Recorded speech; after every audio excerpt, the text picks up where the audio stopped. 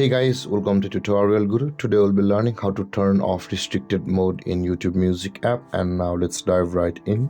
Now to turn off or disable restricted mode in YouTube Music app, first open up your YouTube Music app on your phone. After opening your YouTube Music app, guys, in this interface at the top right corner of the screen, you can see a profile picture icon available for us.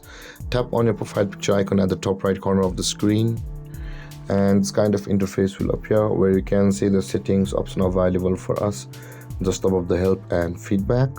And you'll land over here where we'll be required to tap on the second option that says general.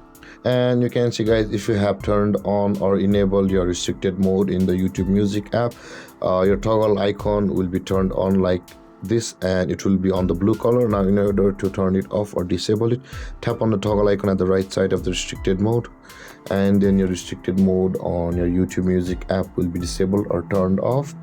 And with that being said, guys, this is how to turn off restricted mode in YouTube Music app.